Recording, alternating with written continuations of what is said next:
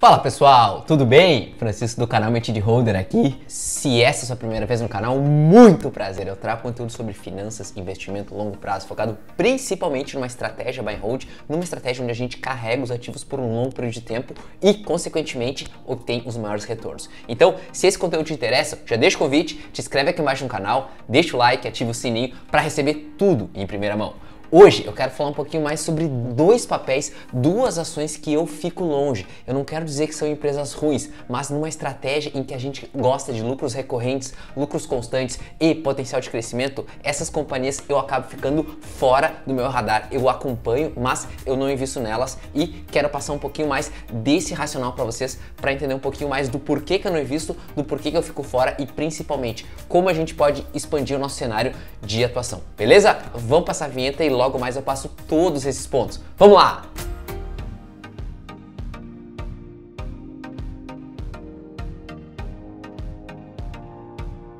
Antes da gente começar na análise, é importante passar o seguinte: esse é um racional em que eu passo numa análise fundamentalista, onde eu vejo os resultados das companhias, os fundamentos e também o cenário macro de onde as companhias estão inseridas. Não quer dizer que as companhias sejam ruins, mas principalmente numa estratégia de longo prazo a gente vê empresas melhores e essas companhias que eu vou passar aqui, elas podem atender a outro tipo de investidor, a outra demanda, a quem quer fazer outra estratégia de investimento. Não existe certo ou errado, existe basicamente o que se adequa a cada pessoa. Eu não tô aqui falar mal de outras estratégias, mas simplesmente compartilhar um pouquinho mais do que eu trago de conteúdo, de análise, de fundamentos e principalmente dos estudos aqui do canal. Então, vamos para a tela onde eu quero passar esses dois pontos para vocês. Vamos lá! Primeiro papel aqui, pessoal. Embraer, exatamente essa companhia, ela tá muito difícil nos últimos meses, principalmente, nos últimos meses não, nos últimos anos. A companhia andou, se a gente pode ver aqui, 31% nos últimos 5 anos, em 2021 já está com uma alta muito forte e eu vou explicar o porquê disso aqui nos fundamentos,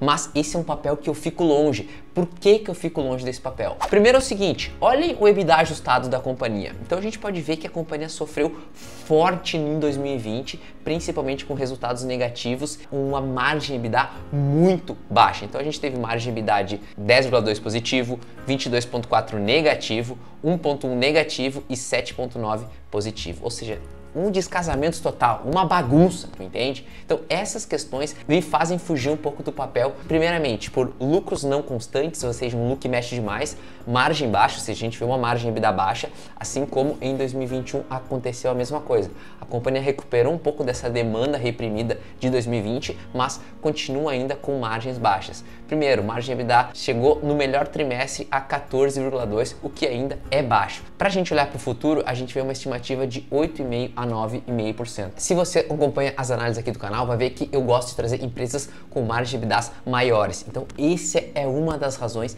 em que a Embraer eu não invisto, não faz parte da minha carteira, não faz parte do meu portfólio e muito, mas muito difícil mesmo que vá fazer no futuro. Seguindo um pouco com a nossa análise, a gente pode ver que o papel performou muito bem em 2021, muito bem mesmo. Mas o que acontece no seguinte, nas aéreas a gente tem principalmente a parte de carteira de pedidos firmes. Então a gente pode ver que o papel se recuperou basicamente pela demanda reprimida de novo de 2020 e pelo aumento da carteira de pedidos firmes. Mas mesmo assim, com essa carteira grande, a gente não vê ainda a recuperação da lucratividade, a gente não vê melhores números e uns pontos que me deixam bem aquém, bem receoso em relação a esses movimentos do papel, mesmo com a carteira de pedidos aumentando. Da mesma forma, a receita líquida a gente não vê um crescimento constante, a gente vê muita disparidade. Olha isso aqui, alguns trimestres vai muito baixo, alguns trimestres melhoram, mas essa questão de mix de receita líquida também não é algo que me atrai nas minhas análises. Então essa questão de a gente ter um faturamento que não está crescente, uma companhia com disparidade grande, às vezes tem uma queda muito forte da receita, fica limitada também a carteira de pedidos,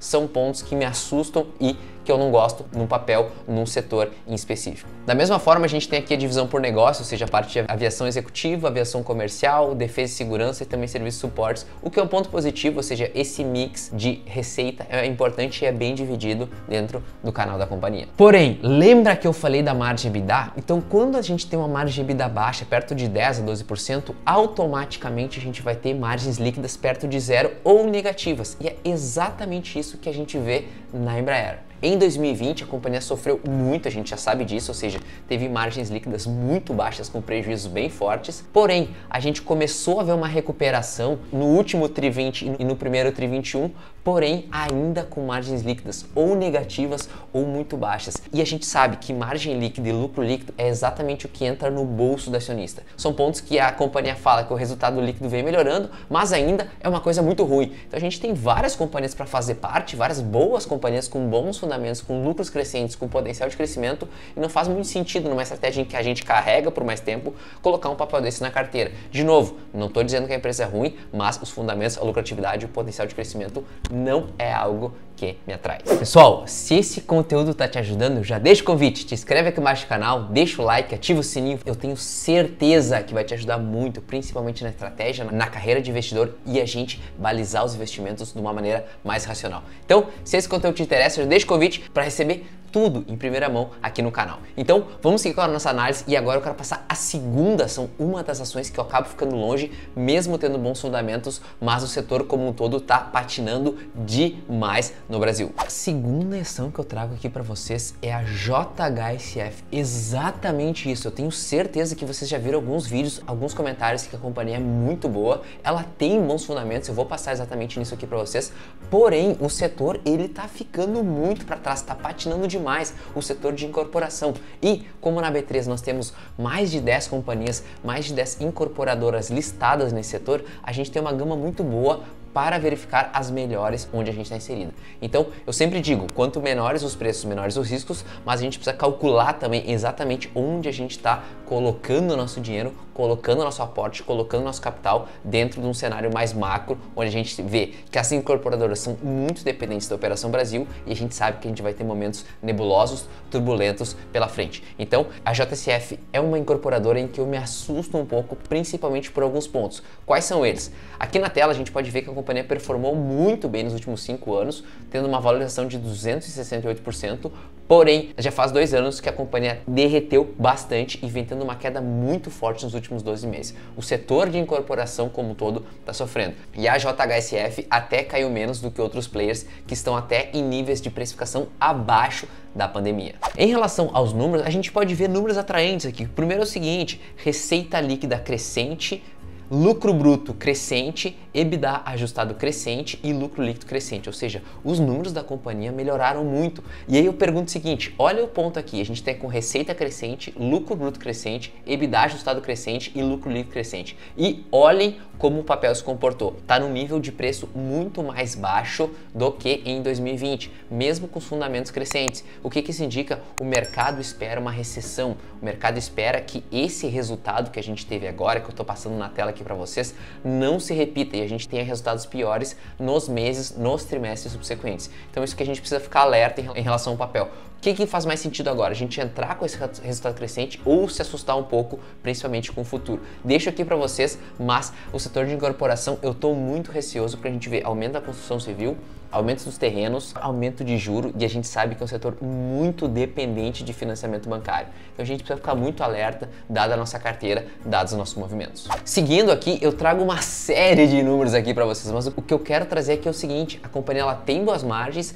mas ela é muito sazonal. A sazonalidade faz parte do negócio de incorporação. E para o investidor de longo prazo é um ponto que a gente precisa ficar alerta, precisa ficar claramente que isso existe, e caso a gente queira montar a posição, é um ponto a ser analisado, é um ponto a ser levado em conta.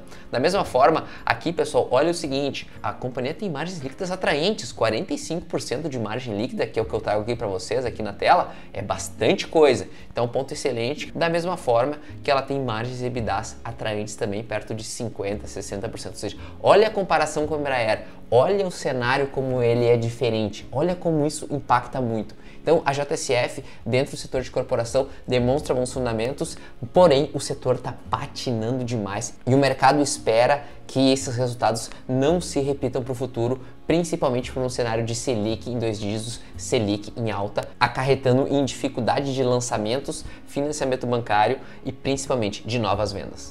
Pessoal, passei para vocês aqui 2 papéis. O que vocês acharam? Me deixa o feedback aqui nos comentários se vocês têm Embraer ou JHSF. Também, se tiverem sugestões para os próximos vídeos, deixa aqui nos comentários. Isso é muito importante para os próximos conteúdos aqui do canal. Se esse conteúdo te ajudou, te inscreve aqui embaixo no canal, canal, deixa o like, ativa o sininho. Esse feedback é muito importante para mim e eu te espero no próximo vídeo. Muito obrigado e até mais!